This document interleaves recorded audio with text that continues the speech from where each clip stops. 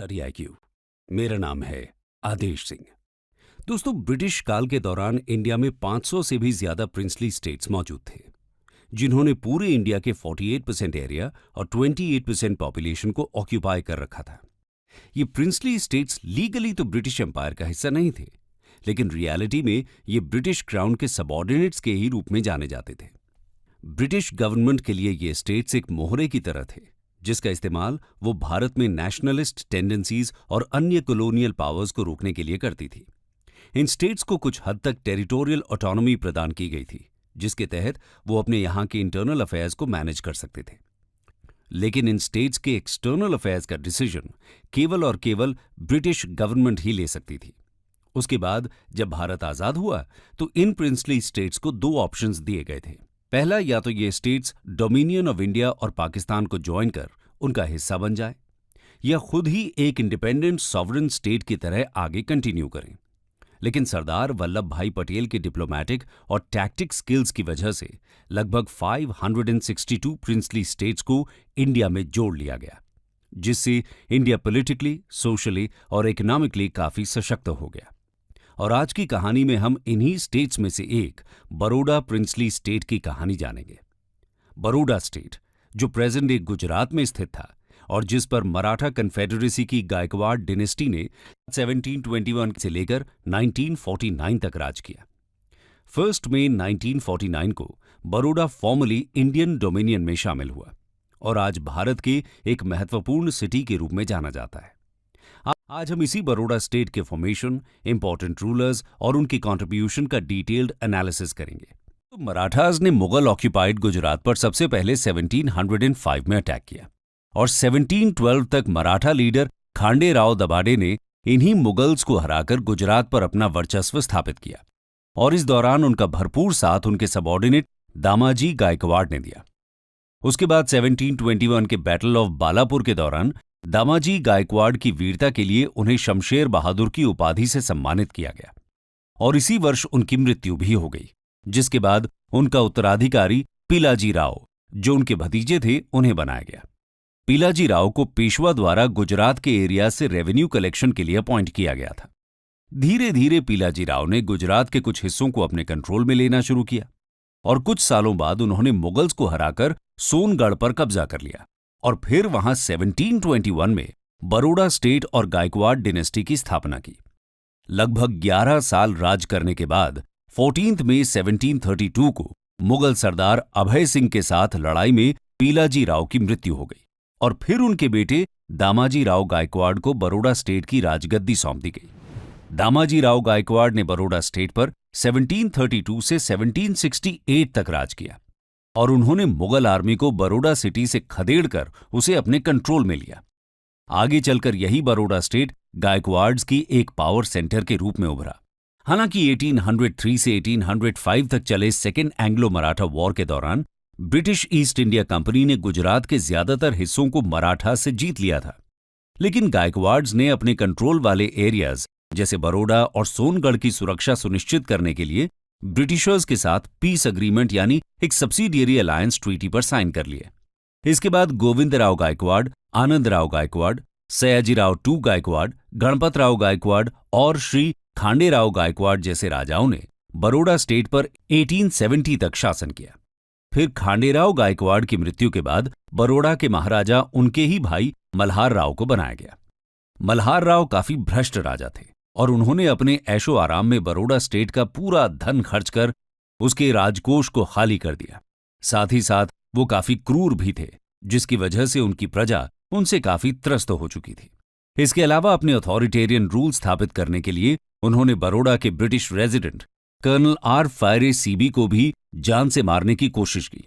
इस साजिश के बारे में पता चलने पर British secretary of state Lord Salisbury ने 10 अप्रैल 1875 को मल्हार राव को बरोडा से निष्कासित करने का ऑर्डर दे दिया। इससे बरोडा की राजगद्दी सूनी हो गई।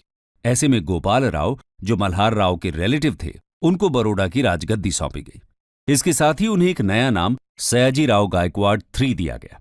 सयाजीराव गायकवाड़ III ने 16 जून 1875 को बरोडा के महाराज की उपाधि संभाली, लेकिन उस वक्त वो माइनर थे जिसकी वजह से शासन की बागडोर बड़ौदा काउंसिल ऑफ रीजेंसी के हाथों में रही। मैच्योर हो जाने के पश्चात 28 दिसंबर 1881 को फाइनली बड़ौदा का कंट्रोल पूरी तरह से सयाजी राव के पास आ गया और इन्हीं सयाजी राव गायकवाड़ थर्ड ने आगे चलकर पूरे बड़ौदा राज्य का कायापलट कर दिया और बड़ौदा के डेवलपमेंट में अपना अहम योगदान दिया। तो आइए डिटेल में इनकी कंट्रीब्यूशन को समझते हैं। सयाजी राव, अ रिफॉर्मर एंड अ विजनरी। दोस्तों, बड़ौदा पर कई ग्रेट रूलर्स ने लगभग 150 सालों तक राज किया, लेकिन इन सभी राजाओं में सबसे significant contribution Sayaji Rao Gaekwad third ने दिया और इन्हीं के रेन को बड़ौदा प्रिंसली स्टेट के गोल्डन पीरियड के रूप में भी जाना जाता है।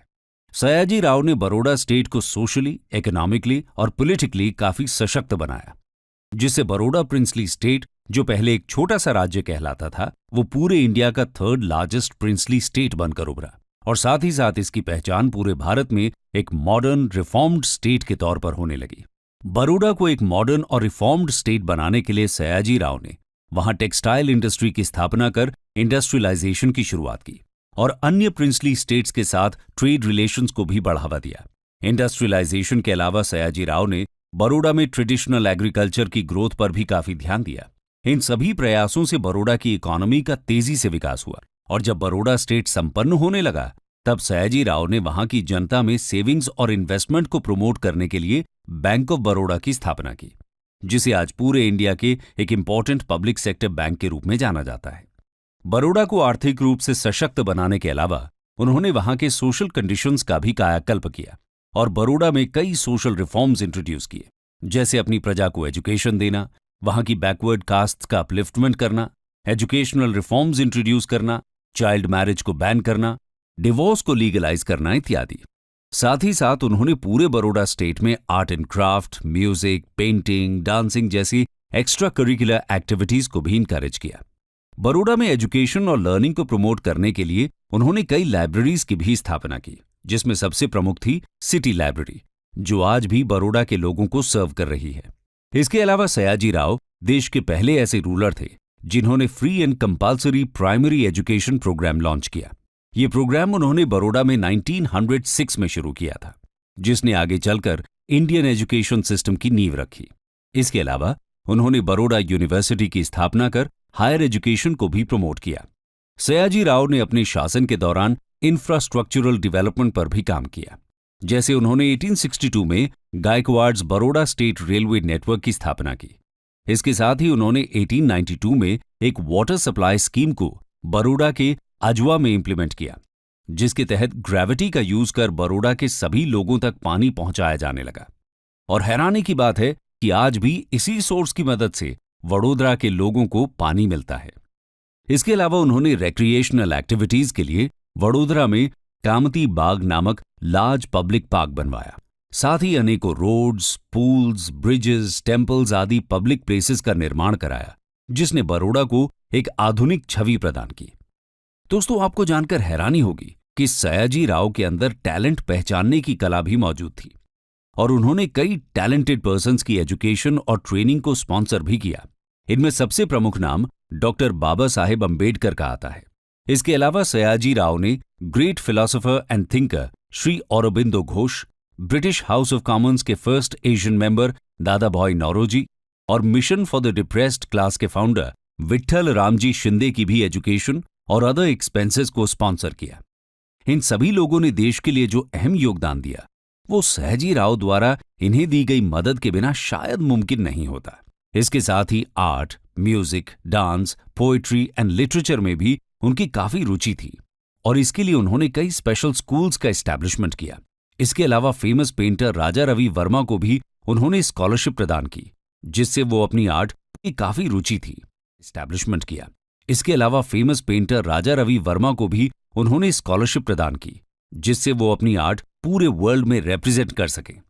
आर्ट एंड क्राफ्ट के अलावा उन्होंने कई साइंटिफिक कॉजेज को भी सपोर्ट किया, जिसमें शामिल हैं इंडियन अनमैन्ड एयरक्राफ्ट, जिसका निर्माण डॉक्टर तलपड़े ने 1895 में किया था। ये एयरक्राफ्ट डॉक्टर तलपड़े ने एरोप्लेन के इन्वेंटर माने जाने वाले राइट ब्रदर्स से भी पहले बनाया था और ऐसा कहा जाता है कि इस दौरान उनकी मदद सयाजी राव ने ही की थी। तो दोस्तों, सयाजी राव के इन्हीं अथक प्रयासों के कारण बड़ौदा सभी प्रिंसली स्टेट्स में काफी आधुनिक और रिफॉर्म्ड माना जाता था। सयाजी राव ने बड़ौदा से सभी सामाजिक कुरीतियों को खत्म कर वहां education, employment, trade, scientific research, industries, banking जैसे मॉडर्न डे फैसिलिटीज को इनकरेज किया। और कहीं ना कहीं सयाजी राव ने अपने रिफॉर्म्स द्वारा बड़ौदा को ही नहीं बल्कि पूरे भारत को फायदा पहुंचाया, क्योंकि आगे चलकर ये रिफॉर्म्स पूरे देश के लिए इंस्पिरेशन का काम करते हैं। इस तरह सयाजी राव एक रिफॉर्मर और विजनरी किंग के रूप में अपनी पहचान बनाते हैं। लेकिन क्या आपको पता है कि एक रिफॉर्मर होने के अलावा वो काफी शेरदिल और बेबाक पर्सनैलिटी के धनी भी थे। उन्होंने दूसरे प्रिंसली स्टेट्स की तरह कभी भी ब्रिटिश सरकार के सामने घुटने नहीं टेके, बल्कि कई बार उनके साथ सीधे टकराव की स्थिति में रहे। तो आइए जानते हैं कुछ ऐसे ही मौकों के बारे में। British versus Sayaji Rao. Sayaji Rao Baroda princely state के राजा थे, जो ब्रिटिश गवर्नमेंट का सबऑर्डिनेट कहलाता था। लेकिन इसके बावजूद वो अन्य प्रिंसली स्टेट्स की तरह ब्रिटिशर्स से दबकर नहीं रहते थे, बल्कि कई बार उन्होंने अपने प्रिंसिपल्स की खातिर ब्रिटिशर्स का खुला विरोध भी किया, जिससे इन दोनों के बीच हमेशा कॉन्फ्लिक्ट जैसी स्थिति रहती थी। इस कॉन्फ्लिक्ट का मेन कारण था सयाजी राव द्वारा बड़ौदा का डेवलपमेंट करना और साथ ही इंडियन नेशनल कांग्रेस और उसके लीडर्स का ओपनली सपोर्ट करना। सयाजी राव का ब्रिटिश रेजिडेंट्स, वाइसरॉय और गवर्नमेंट ऑफ ब्रिटिश इंडिया के अन्य ऑफिशियल्स के साथ वर्बल और रिटन फॉर्म में कुछ न कुछ कॉन्फ्लिक्ट तो चलता ही रहता था। लेकिन 1911 के दिल्ली दरबार में कुछ ऐसा हुआ जिसने ब्रिटिश गवर्नमेंट और सयाजी राव के बीच हमेशा हमेशा के लिए कड़वाहट पैदा कर दी। दरअसल 1911 का दिल्ली दरबार काफी ग्रैंड होने वाला था, क्योंकि पहली बार कोई ब्रिटिश मोनार्क इंडिया विजिट कर रहा था। इस प्रोग्राम में प्रिंसली स्टेट्स के सभी रूलर्स को भी इनवाइट किया गया था और उन्हें यहां अपनी रीगल ड्रेस में मौजूद रहना था, और साथ ही ब्रिटिश एम्परर जॉर्ज V को 3 बार झुककर सलामी देनी थी। साथ ही प्रोटोकॉल के अनुसार उन्हें ब्रिटिश मोनार्क को पीठ नहीं दिखानी थी। लेकिन सयाजी राव ने इन सभी प्रोटोकॉल्स की अवहेलना की और ब्रिटिश गवर्नमेंट को एम्बैरेस करने में कोई कसर नहीं छोड़ी। वो ओकेजन के अनुसार तैयार होकर नहीं पहुंचे। उन्होंने कोई ज्वेलरी नहीं पहनी हुई थी, बेजूल्ड सोर्ड की जगह एक वॉकिंग स्टिक कैरी किए हुए थे और प्लेन व्हाइट अचकन यानी लॉन्ग कोट पहना हुआ था। उसके बाद जब सलामी देने की बारी आई, तब उन्होंने जॉर्ज V के सामने 3 बार झुकने की जगह केवल 1 बार ही सलामी दी और वापस जाते समय जानबूझकर अपनी पीठ मोनार्क की तरफ कर दी और पीछे पलटकर मोनार्क को व्यंग भरी मुस्कान के साथ देखा, जो मोनार्क और ब्रिटिश सरकार के लिए भरी सभा में अपमानजनक था। सयाजी राव ने ऐसा इसलिए किया क्योंकि वो सभी Indian Kings, ministers, Devans, taluqdars के सामने ब्रिटिश मोनार्क और गवर्नमेंट का विरोध करना चाहते थे। इसके साथ ही उन्होंने अपने इस विरोध से ब्रिटिश गवर्नमेंट को भारत छोड़ने का इशारा भी दे दिया था। लेकिन इस अपमान के कारण उन्हें आगे ब्रिटिश गवर्नमेंट का उतना सपोर्ट नहीं मिला जितना उन्हें पहले मिला करता था, और उन पर ब्रिटिश गवर्नमेंट ने दोबारा विश्वास नहीं किया। फिर भी सयाजी राव ने बिना डरे और बिना झुके बड़ौदा पर 1939 तक शासन किया। कंक्लूजन। तो दोस्तों, ये थी बड़ौदा प्रिंसली स्टेट की कहानी। इंडियन इंडिपेंडेंस के बाद इनिशियली बड़ौदा और अदर प्रिंसली स्टेट्स को इंडियन यूनियन में शामिल नहीं किया गया था, और इसीलिए बड़ौदा में इंटरिम गवर्नमेंट की स्थापना हुई, जिसका प्राइम मिनिस्टर 4 सितंबर 1948 को डॉक्टर जीवराज नारायण मेहता को बनाया गया, और इन्होंने लक्ष्मी विलास पैलेस बड़ौदा में बड़ौदा स्टेट के महाराजा के सामने शपथ ली। और फाइनली 1 मई 1949 को बड़ौदा स्टेट, जो ब्रिटिश काल में 3rd लार्जेस्ट प्रिंसली स्टेट के रूप में जाना जाता था, डोमिनियन ऑफ इंडिया में शामिल कर लिया गया। इनिशियली बड़ौदा को बॉम्बे स्टेट में मर्ज किया गया था, और फिर 1 मई 1960 को जब बॉम्बे 2 स्टेट्स महाराष्ट्र और गुजरात में स्प्लिट हुआ, तब बड़ौदा गुजरात के अंडर आ गया और डॉक्टर जीवराज नारायण मेहता को ही गुजरात का फर्स्ट चीफ मिनिस्टर बनाया गया। दोस्तों, सयाजी राव द्वारा किए गए रिफॉर्म கடவுள் ஒவ்வொரு மனுஷனும் சந்தோஷமா இருக்கிறதுக்கு என்ன செய்யணும்? ஸ்வதர்ம பரிபாலனா. முதலில் ஒருத்தன் தன் உடம்பையும் மனசையும் ஆரோக்கியமா வச்சுக்கணும்.